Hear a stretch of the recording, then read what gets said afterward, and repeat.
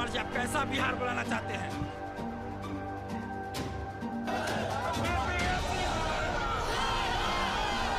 इस बार भी 9 प्रश्नों का उत्तर गलत दिया गया। ऐसा 9 प्रश्न है जिसका कि सारा प्रूफ है और कोई भी आदमी देख सकता है। आजकल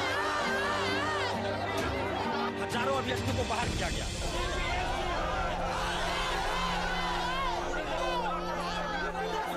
कि 9 प्रश्नों का जो उत्तर इन्होंने गलत दिया है और इनका जो एक्सपर्ट टीम है वो आज पहली बार गलत दिया गया। तो हम लोग बहुत पहले से मांग कर रहे हैं कि जो एक्सपर्ट टीम आपका है उसको बदलिए, लेकिन इसके बावजूद भी इस बार भी 9 प्रश्नों का उत्तर गलत दिया गया और उसके वजह से बहुत सारे योग्य अभ्यर्थी बाहर हो गए। 11,607 जो पीटी का रिजल्ट आया उसमें से हजारों ऐसे अभ्यर्थी हैं जो कहीं ना कहीं धांधली सेटिंग से आए हैं और हजारों अभ्यर्थी ऐसे भी हैं जो मेरिट से आए हैं। लेकिन जो हजारों अभ्यर्थी सेटिंग से आए हैं उनके चलते हजारों अभ्यर्थियों को बाहर किया गया और उसके लिए गलत आंसर दिया गया। उसके चलते गलत आंसर दिया गया और देखिए 9 प्रश्नों का उत्तर गलत दिया गया है। एक क्वेश्चन है दारुल इस्लाम से संबंधित है। उसमें सतीश चंद्रा जो इतिहास के सबसे बड़े राइटर हैं उनकी एनसीईआरटी की किताब आती है। सतीश चंद्रा, मैं नहीं बोल रहा हूँ, सतीश चंद्रा। अगर भारत सरकार इसको कर दे कि सतीश चंद्रा की किताब नहीं पढ़ाई जाएगी, एनसीईआरटी की किताब ये लिखे हैं, इनका किताब यूपीएससी बीपीएससी हर चीज़ के लिए चलता है। और इनके देखिए पेज नंबर 329 मैं किताब लेकर आया हूँ, पेज नंबर 329 देख लीजिए। यहाँ लिखा हुआ है दारुल इस्लाम का क्या मतलब है। 1857 की क्रांति तक जो भी मुस्लिम शासक थे वो दारुल इस्लाम के अंतर्गत आते थे। ये मैं नहीं कह रहा हूँ, मैं इतिहासकार नहीं हूँ, किताब कह रहा है, सतीश चंद्रा की किताब है जिसको कि सभी लोग मानते हैं। 329 पेज नंबर, नई वाली किताब है सतीश चंद्रा की, पेज नंबर 329। तो इसके अनुसार आंसर ई होना चाहिए, लेकिन इन्होंने क्या दिया है, इल्तुतमिश से आंसर दिया जो कि गलत है। उसके बाद एस चांद पब्लिकेशन BL ग्रोवर जिसको कि सभी लोग मानते हैं लेकिन बीपीएससी नहीं मान रही है। दास प्रथा का उन्मूलन, सती प्रथा का उन्मूलन, इससे संबंधित क्वेश्चन पूछा गया विलियम बेंटिक से। विलियम बेंटिक से क्वेश्चन संबंधित क्वेश्चन पूछा गया है। आप देखिए, हम अपने मन से अगर कुछ बोल रहे हो तो आप लोग इंसाफ कीजिए, मीडिया बंधुओं से भी करें कि आप लोग इंसाफ कीजिए।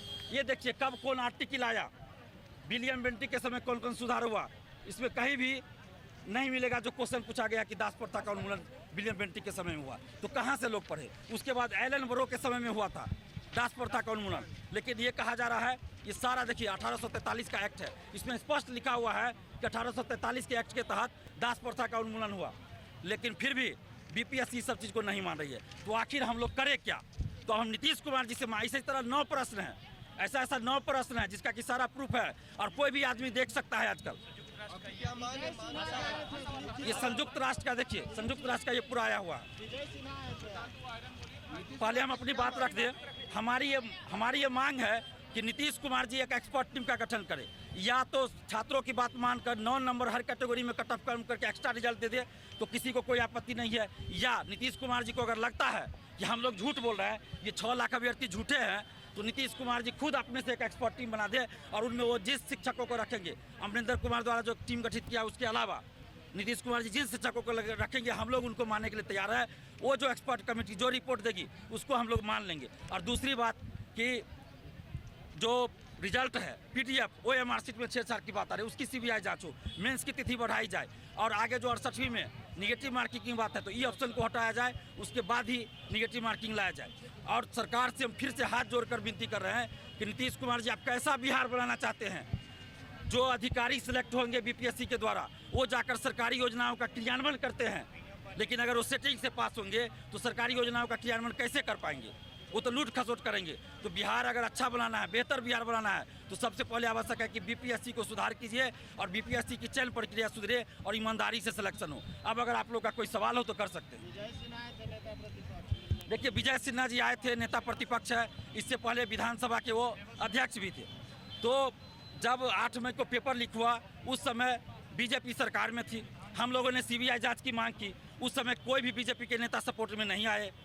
RJD उस समय विपक्ष में थी, उन्होंने भी कुछ खास नहीं किया, लेकिन विपक्ष में तो चलिए बोल दिए। अभी RJD सत्ता में है तो अभी कुछ नहीं बोल रहे हैं वो भी, जदयू अभी भी सरकार में, उस समय भी सरकार में, तो कोई तो कहाँ कोई हमारे लिए लड़ रहा है। आ जाने से नहीं होगा, भीड़ में आ गए उससे नहीं होगा। अगर विजय कुमार सिन्हा जी सच में छात्रों के हित की बात कर रहे हैं तो मैं हाथ जोड़ के विनती करता हूं, हुजूर आप विधानसभा के अध्यक्ष रहे हैं, विपक्ष के नेता हैं, आपकी पार्टी कहाँ है, बैठ जाइए धरना पे। जिस तरह आप वीरचंद पटेल पथ में आगे में धरना पे बैठे थे तो बैठ जाइए आप लोग धरना पे कि सीबीआई जांच होनी चाहिए। और आप तो सत्ता में रह चुके थे उस समय तो सीबीआई जांच का आपने समर्थन नहीं किया। तो हम देखिए, हमारा संबंध किसी राजनीतिक पार्टी से नहीं है। ये आंदोलन छात्र आंदोलन है। कोई भी नेता अगर आ जाते तो हम भगा नहीं सकते, लेकिन हम किसी को बुलाए भी नहीं है, जो बात है। लेकिन अगर कोई आते हैं अपनी बात रखते हैं, उससे हमें कोई आपत्ति नहीं है। लेकिन सच्चाई ये है कि बिहार का कोई भी पार्टी छात्रों के हित की बात नहीं कर रहा, और इसलिए हम लोग को सड़क पे उतरना पड़ रहा है। अगर अभी भी है तो पार्टी उतरे सड़क पे, जो भी पार्टी हो सड़क पे उतर जाए, चाहे सत्ता पार्टी हो, सत्ताधारी हो, विपक्ष हो, और सीबीआई जांच की मांग